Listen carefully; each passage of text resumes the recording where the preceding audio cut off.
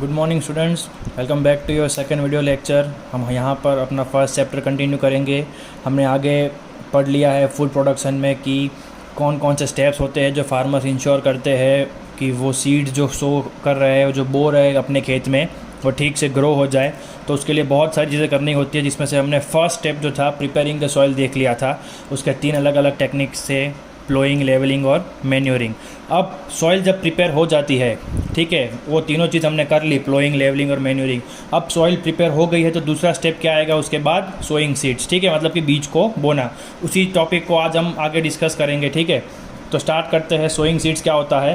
तो मतलब कि बीजों को बोना। उसको कैसे करते हैं? Only healthy and disease free seeds are selected. जब भी कभी खेतर आप अपने फील्ड को प्रिपेयर कर ले तो सॉइलिंग, ठीक है, उसके बाद जब आप बीज बोने जाते हो तो आपको एक चीज़ ध्यान रखनी होती है, कौन से आप बीज बोएंगे तो डिजीज़ फ्री और हेल्दी, ठीक है। जो अच्छे दिख रहे हो आपको, जो हेल्दी लगे, जिसको किसी भी तरह से आपको डी कलर नहीं लगता है, मतलब कि उसका कलर जो है वो फेड नहीं हो गया है, उसके ऊपर कोई जीवाणु नहीं है, ठीक है। ये आप ध्यान रखेंगे कब? जब आप सीड्स को सो कर रहे होंगे, राइट। उसके साथ साथ एक और चीज़ आप ऐड कर सकते हो, वो है फंगीसाइड। फंगीसाइड क्या होता है? तो it's an chemical use to kill disease causing fungi spreaded as precaution step. क्या होता है? फंगीसाइड जो है वो एक दवा है, एक केमिकल दवा है जो क्या करता है, इट किल्स दी फंगी। अब ये फंगी क्या होता है? It's an micro organisms. वो क्या करेगा, वो जो हमारी सीड्स है उसके अंदर क्या करता है, डिजीज़ स्प्रेड करता है। तो उस डिजीज़ को रोकने के लिए हम क्या करते हैं, उस दवा को डालते हैं सीड्स पे टू किल फंगाई, ठीक है। तो ये क्या हो जाएगा, एक प्रिवेंटिव स्टेप हो जाएगा, मतलब कि हम हमारी सीड्स को क्या कर पाएंगे, बचा पाएंगे, किससे? फंगी से। अब जब हम सीड्स सो कर रहे होंगे, जब हम सीड्स को खेत में डाल रहे होंगे, तो हमें 2 चीज़ जो है वो हमें हमारे ध्यान में रखनी पड़ेगी।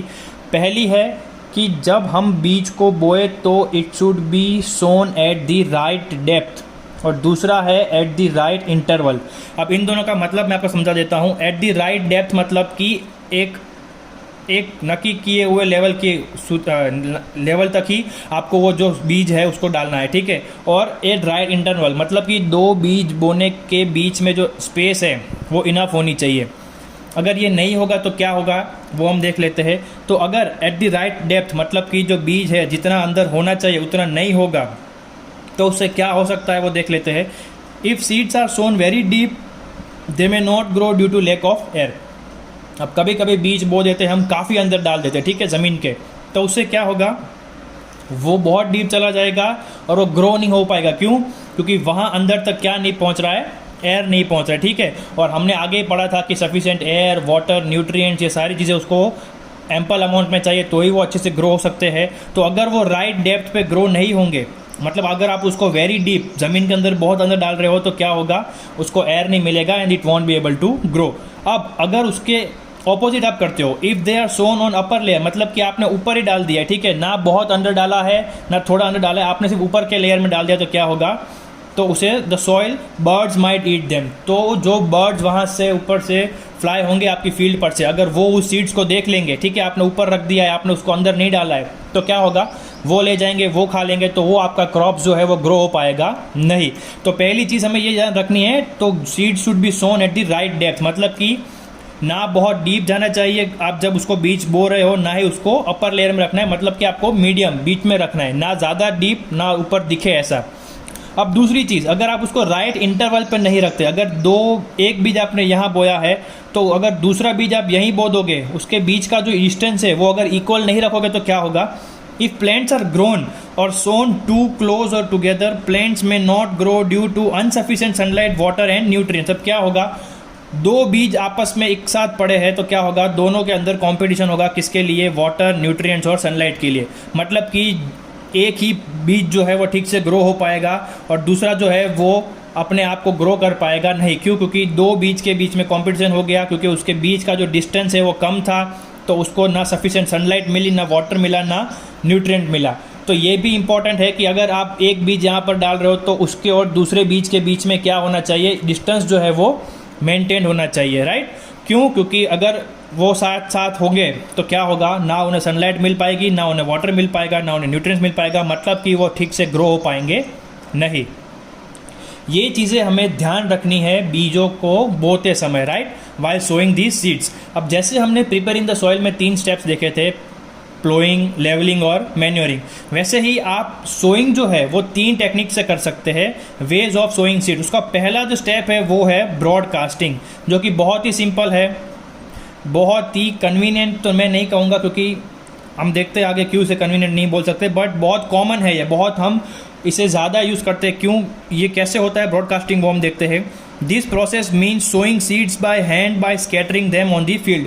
क्या होता है इसमें, आप एक बड़ा सा वेसल लेके जाते हो, एक बड़ा सा बर्तन लेके जाते हो, उसमें आप बीज डाल देते हो और अपने हाथ से पूरे बीज में क्या करते हो, आप पूरे खेत में क्या करते हो, बीजों को डालने लगते हो, ठीक है।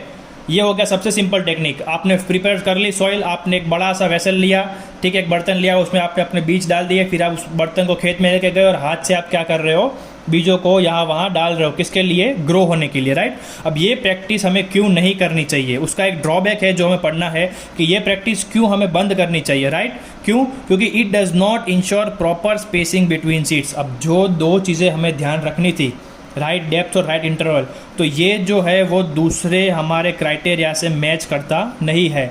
यहाँ पर क्या लिखा है, it does not ensure proper spacing between seeds. मान लो कि आप हाथ से डाल रहे हो, तो हो सकता है कि 2-3 दाने जो है वो एक साथ गिरे, तो अब जब एक साथ नज़दीक नज़दीक गिरेंगे, तो हमने पहले ही देखा था राइट इंटरवल नहीं होगा तो क्या होगा, उन्हें सफिशिएंट सनलाइट, वाटर, न्यूट्रिएंट्स मिलेंगे नहीं, राइट। तो ये ब्रॉडकास्टिंग जो है वो इस वजह से हमें नहीं करना चाहिए, क्योंकि अगर आप हाथ से बीज को बो रहे हो, यहाँ वहाँ डाल रहे हो खेत में, तो वो एक जगह पर बहुत सारे गिर जाएंगे, तो वो ठीक से ग्रो हो पाएंगे नहीं। अब दूसरा स्टेप देखते हैं। तो हमारा दूसरा स्टेप जो है वो है सीड ड्रिल। ये सबसे कन्वीनियंट है, क्यों, देख लेते हैं। This is attach to plough which has funnel like seed bowl connected through tubes. अब ये क्या करता है, जब आप प्लोइंग कर रहे हो अपने खेत में, जो पहला स्टेप था सॉइल प्रिपेयरिंग का, ठीक है, तो प्लो जो होता है हमारा, कर्व्ड ब्लेड्स होती है उसमें, ठीक है। अब ये उसके ऊपर फिट बैठता है। सीड ड्रिल जो है वो प्लोइंग जो मशीन होता है, प्लो ट्रैक्टर के पीछे जो लगता है, आप प्लो के ऊपर सीड ड्रिल को फिक्स कर दोगे तो वो कैसा होता है, it an funnel shape, funnel के शेप का होता है, जो बाउल जैसा होता है, कटोरे जैसा, और वो जो है उसकी लंबी लंबी ट्यूब्स होती है जो प्लो के नीचे होती है। तो जैसे ही प्लो जो है वो ज़मीन को प्लो करेगा, ठीक है, तो क्या करता था, प्लो ऊपर की हार्ड सॉइल को नीचे और नीचे की सॉफ्ट सॉइल को ऊपर, तो तभी उस जो सॉइल की अदला बदली हो रही है उसी टाइम पे वो बाउल में से, ये ट्यूब में से एक सीड जो है वो नीचे गिर जाएगा और ज़मीन में वहाँ पर रुक जाएगा, ठीक है। As plough makes furrows this seeds drill release seeds at regular interval.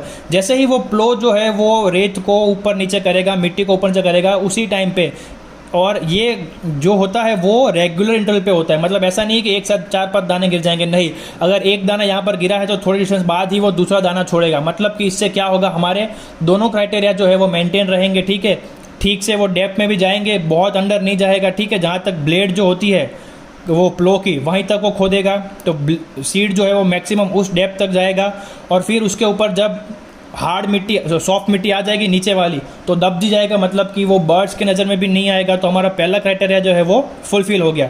दूसरा क्या होता है, रेगुलर इंटरवल। तो ये जो सीड्स को है वो रेगुलर इंटरवल पे भी रखता है, मतलब कि उनके बीच में कोई कंपटीशन नहीं होगा न्यूट्रिएंट्स के लिए, सनलाइट के लिए, और उन सब को सफिशिएंट अमाउंट में क्या मिलेगा, न्यूट्रिएंट मिल पाएंगे, वाटर मिल पाएंगे, राइट। तो सीड ड्रिल है हमारा दूसरा तरीका सीड सोइंग का, जो सबसे ज़्यादा कन्वीनियंट है। अब इसके अलावा एक और मेथड है जो है ट्रांसप्लांटेशन। अब ट्रांसप्लांटेशन क्या होता है, some plants are not grown directly in the field. Directly हम बीज नहीं बोते खेत में, ठीक है, क्या करते हैं, instead they are first grown in nurseries, when they grow a little in the nursery they are transferred और ट्रांसप्लांटेड टू द फील्ड। अब कुछ जो क्रॉप्स होते हैं उसे पहले नर्सरी में ग्रो किया जाता है। नर्सरी आप सबको पता है, वो ग्रीन कलर का एक टेंट होता है, ठीक है, उसके अंदर बहुत सारे पौधे रखे होते हैं ब्लैक बैग्स में कवर्ड हुए, जहाँ पर उसकी देखभाल की जाती है, उन्हें ठीक से ग्रो किया जाता है। तो ऐसी जगह पर जो बीज है उसे बोए जाते हैं, और जैसे वो छोटे सीड्स में से थोड़े छोटे प्लांट्स ग्रो होने लगते हैं, तो वो प्लांट्स को डायरेक्टली क्या करते हैं, वो फील्ड में ट्रांसफ़र करते हैं या ट्रांसप्लांट करते हैं। मतलब कि आप डायरेक्टली एक छोटा पौधा लगाकर अपने फील्ड में लगा रहे हो। इससे क्या हो जाएगा, आपका बहुत टाइम बच जाएगा। सीड से लेके जो छोटा प्लांट ग्रो हुआ है उसके बीच में ही सबसे ज़्यादा ध्यान रखना होता है। कहीं ज़्यादा पानी हो गया, कहीं पानी कम हो गया, बीज ठीक से ग्रो हो पाएगा नहीं, तो वो आपका बीज जो है वो फेल गया। बट ट्रांसप्लांटेशन में क्या होता है, आपको डायरेक्टली ही पूरा सा ग्रोन क्रॉप मिलता है जो आप वहाँ नर्सरी से लेके अपने फील्ड में लाके लगा सकते हो। This help farmer choose healthy crops. अब देखो कभी कभी आप ध्यान रखते हो लेकिन फिर भी जो बीज होते हैं वो कभी कभी ख़राब निकलते हैं, ठीक है, तो उसके ऊपर आपका कोई कंट्रोल है नहीं। बट इसमें क्या होता है, आपको पूरा का पूरा क्रॉप जो है वो उगा हुआ, ग्रो किया हुआ आपको देखने को मिल रहा है, मतलब कि आप उसको देख सकते हो कि ये हेल्दी है कि नहीं है। तो ये अभी आपके लिए एक बेनिफिशियल स्टेप है। It also ensures enough space between two seedlings. अब देखो आप अगर आप सीड्स डालते हो, एक यहाँ पर एक यहाँ पर है, ठीक है, ओवर द टाइम अगर किसी भी कारण के वजह से दो सीड्स नज़दीक आ गई तो it won't be your fault. But ये ट्रांसप्लांटेशन मेथड में आप क्या कर सकते हो, पूरा का पूरा क्रॉप आप यहाँ डाल रहे हो तो दूसरा क्रॉप कहाँ डालना है आप अपने हिसाब से वो जो है वो डिस्टेंस मेंटेन कर सकते हैं, राइट। तो ये 3 चीज़ें थी सोइंग सीड्स की। हमारा दूसरा टॉपिक जो था बीज बोना, 2 चीज़ें हमें ध्यान में रखनी थी और उन 2 चीज़ों को ध्यान में रखकर हमारे पास 3 टेक्निक्स थी। पहला था ब्रॉडकास्टिंग जो बहुत यूज़ होता है आजकल लेकिन नहीं होना चाहिए, क्यों वो भी हमने देख लिया। दूसरा है सीड ड्रिल, तीसरा था ट्रांसप्लांटेशन। अब जब हमने बीज बो दिए हैं तो उसके बाद एक तीसरा स्टेप आता है जो हमारे खेत में फार्मर्स करते हैं, वो है इम्प्रूविंग सॉइल फर्टिलिटी। मतलब कि खेत में जो मिट्टी है वो फर्टाइल है कि नहीं है, ठीक है, उसके अंदर ठीक से न्यूट्रिएंट्स है कि नहीं है वो चेक करने के लिए, या फिर अगर वो कम हो गए हैं तो उसे लेवल करने के लिए हम क्या करते हैं, सॉइल की फर्टिलिटी को इंक्रीज़ करते हैं। ये क्यों करना पड़ता है वो पहले देख लेते हैं, कैसे करते हो बाद में देखेंगे, पहले इसकी ज़रूरत क्यों होती है। तो when crops are grown in fields year after year the soil becomes void of nutrients. अब जब आप एक ही ज़मीन में सालों साल खेती करते हो without adding any fertilizers, right, आप कोई भी खातर नहीं डाल रहे हो, बस एक बार आपने खेती कर ली, वापस से दूसरी सीज़न में आपने फिर से खेती करी, वापस आपने कोई फर्टिलाइजर ऐड नहीं किया, तो 1-2 सीजन्स के बाद जो है वो ज़मीन में से न्यूट्रिएंट्स जो है वो खाली हो जाती है। सॉइल जो होता है वो वॉइड ऑफ न्यूट्रिएंट्स हो जाती है। वॉइड मतलब एम्प्टी, ठीक है, खाली, एम्प्टी स्पेस। तो अब वो ज़मीन में जो नेसेसरी न्यूट्रिएंट्स है जो प्लांट्स को चाहिए ग्रो होने के लिए वो उन्हें मिल रहे नहीं है, ठीक है। तो to improve the fertility of soil many things can be done. अब इस चीज़ों को ओवरकम करने के लिए, मतलब कि जो अभी सिचुएशन है हमारे पास, सॉइल में फर्टिलिटी नहीं है, ठीक है, सॉइल जो है वो उतनी फलद्रुप नहीं है, it can not grow plants, तो उसे हम मेंटेन करने के लिए बहुत सारी चीज़ें कर सकते हैं। क्या कर सकते हैं वो हम देखते हैं। तो जो पहली चीज़ जो हम कर सकते हैं वो फर्टिलिटी को मेंटेन करने के लिए, वो क्या है, फैलो फील्ड। अब उसका मतलब क्या होता है, to leave a part of field और होल फील्ड अनकल्टिवेटेड फॉर 1 और मोर सीजन। हम क्या कर सकते हैं कि हमारे खेत का एक भाग जो है, एक टुकड़ा या पूरा का पूरा खेत एक सीज़न के लिए क्या करें, छोड़ दे, या फिर एक से ज़्यादा सीजन्स के लिए। इससे क्या होगा, this help soil regains nutrients by decomposition of organic matter by micro organisms. अब इससे क्या होगा, जब आप ज़मीन को एक या उससे ज़्यादा सीजन्स के लिए छोड़ देंगे तो उसके अंदर जो माइक्रो ऑर्गेनिजम्स है वो मैटर को तोड़ के क्या करेगा, डीकम्पोजिशन करेगा।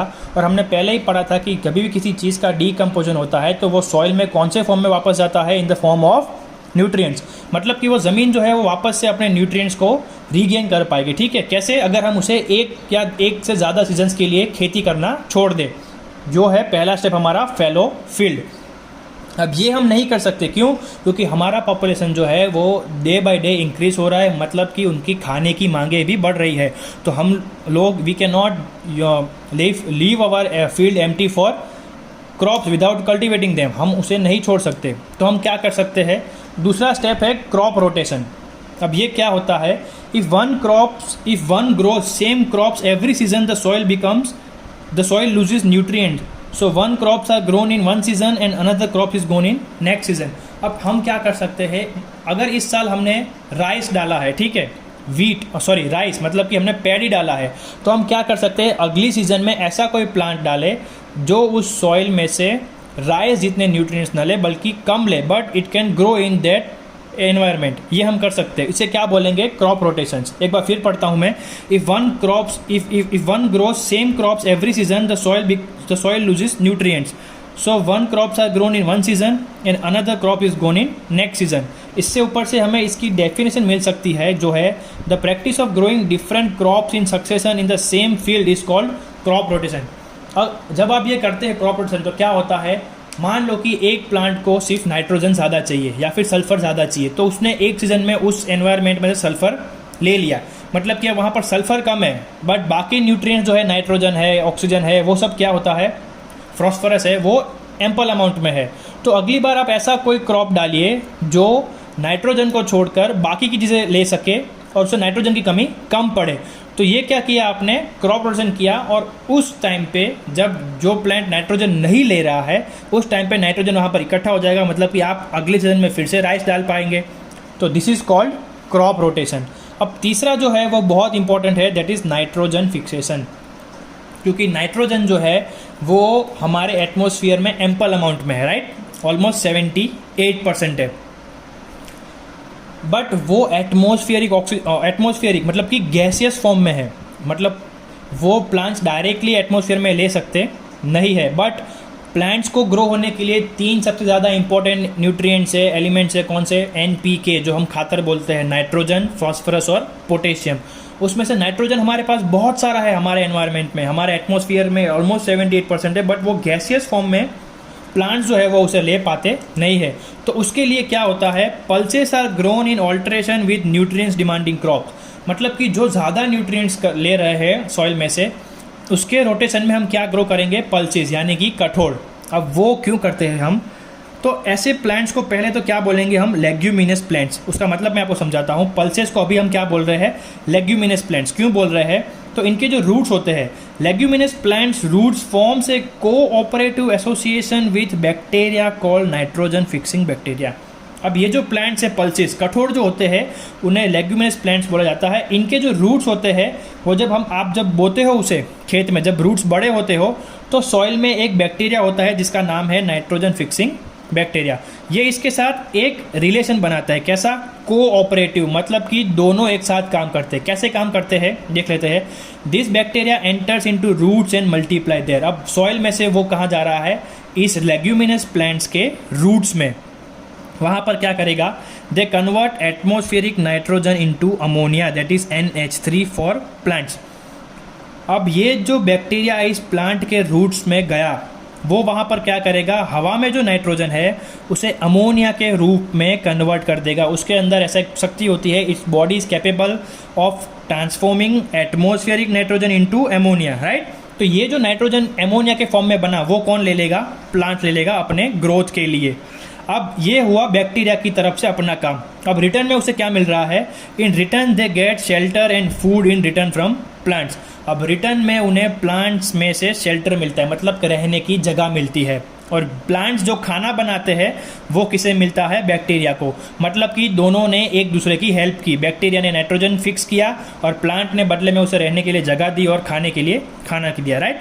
सच mutual beneficial association between two organisms is called symbiosis.